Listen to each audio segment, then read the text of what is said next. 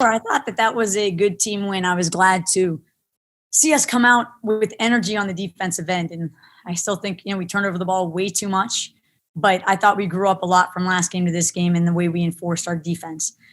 Providence is a really good team.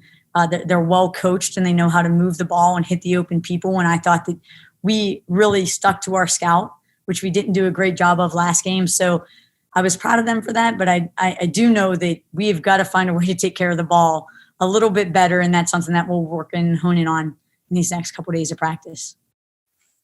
We'll start things off with Bill. Hey, Coach. Cam obviously hasn't shot the ball from three as consistently as maybe you've expected to start the year. So what do you think about how she was able to find other ways to score kind of going inside today?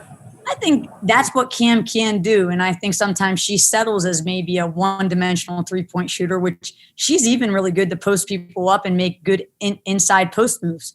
So for us, I think we have to use her versatility, and she has to have confidence in her versatility, which hopefully this game is going to bring out in her game, because Lord knows that's another thing. We are not shooting the ball from the three-point line very well right now. But so you guys know I'm never going to tell them to stop shooting it, because I see them in practice every day and we make those shots. So it's not like they're shooting shots that they don't make consistently in practice. We've just got to get to a point where we make those shots in the game. We'll go next to Emma.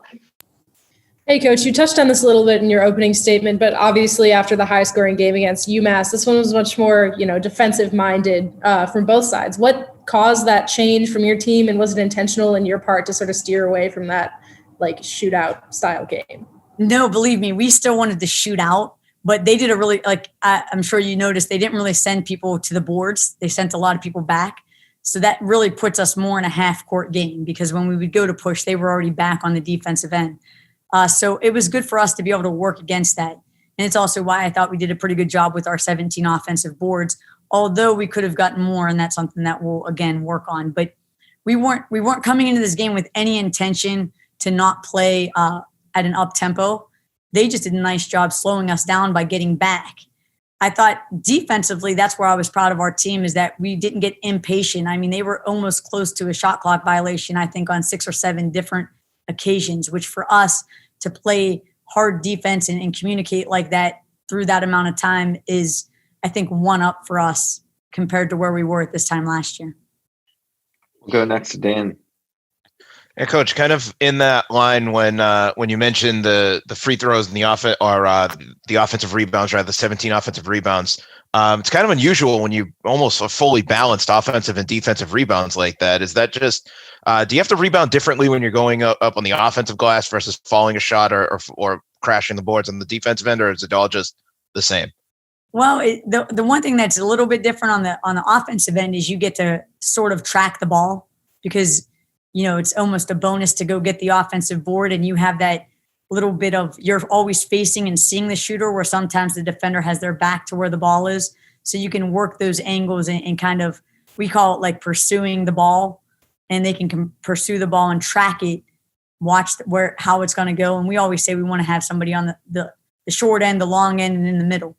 On the defensive end, you got to make sure we block out. And I mean, I'm thinking right now of the one play where poor Jalen just got in the game, and she goes almost like she's crashing and runs in, and the ball goes long and goes right back to 15, who missed the shot. It bounced right back to her, and she hits a 3. So on the defensive end, you got to make sure you check out first. So we'll continue to work on that. There's a little bit of a scheme or a method to our madness when it comes to rebounding, but I was glad that, I still think offensively, I think we could have gotten more boards, and they'll see that when we watch film. We'll go next to Eric. Coach, this is kind of 2 angles of the same question, but to go win a game that's not at the tempo that you want to play, because they do a pretty good job of establishing that, first of all, how big a confidence boost is that for the team to see you guys win a game the way you did on Sunday and also win a game today? And then secondly, in a game that, again, is not at the tempo you want to play, is a game that I'm sure you come away thinking we could do more offensively. How big is it to work off of that, winning fashion and go to the tape versus doing it in a game that maybe in years past that doesn't come out as a winning game, and then to work from there? Right. It's so true. As a coach, it's so much easier to have a little bit of a harder film session and have your players more in tune in the film session after a win. After a loss, they're still pretty down, and almost every criticism you have for them is like a knife kind of cutting into them. But after a win, it's more like, oh yes, it's like constructive. And so that's what this allows us, is to have more constructively criticism and really motivating type of, when we go with what our mistakes are, it's not like getting them down. They feel motivated because it's after a win. And, to your point, I think we have to be able to play different styles. We can't always go with, hey, we're going to play fast. We're going to play fast. We have to be able to adjust. So I thought that was good in this case, because you always say, like, what travels?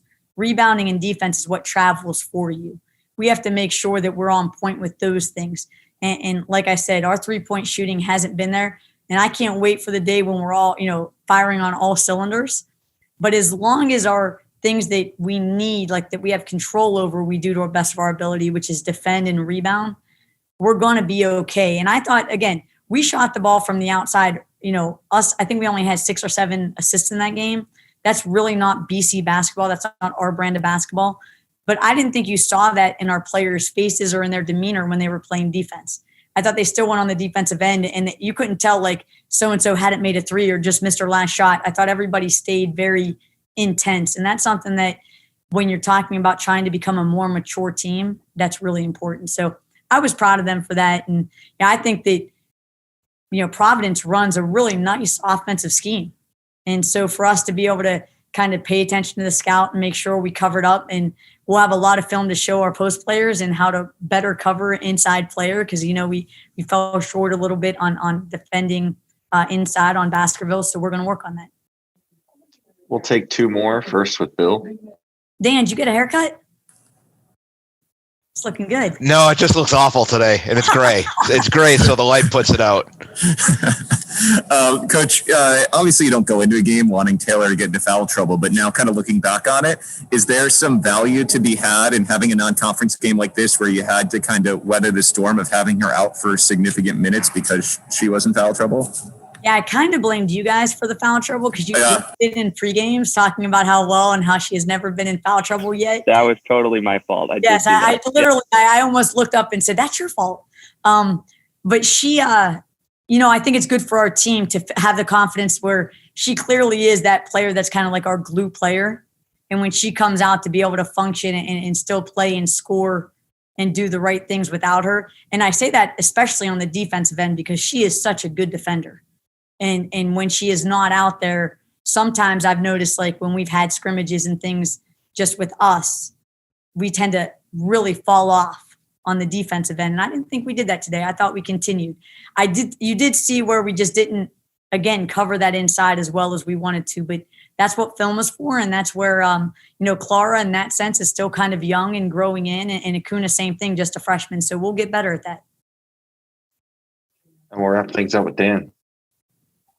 Coach, 2-parter. First is in the quiet gym, do you actually hear Eric and Bill when they're calling the game? Because I think that'd be hilarious and awesome all at the same time.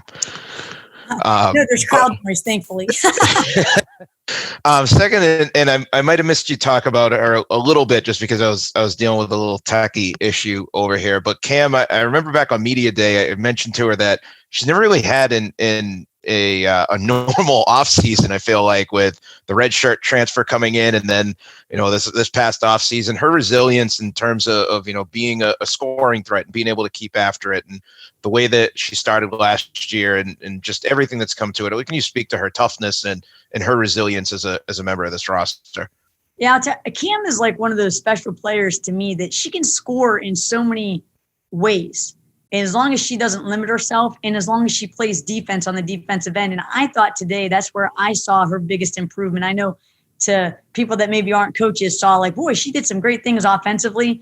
I can't wait to show her a highlight film of all the things she did well defensively today. And I told her that I think that really sparked her, because she knew she was making great plays on the defensive end and in the right places. And I think your mojo just kind of comes with you as a player when you know you're doing the right things on both ends of the floor. So for her, I think that's really key. And also it keeps her out of hot water with me when she's doing the right things on the defensive end. So, her game is still continuing to grow. And I still say you haven't even seen the half of what she can do offensively.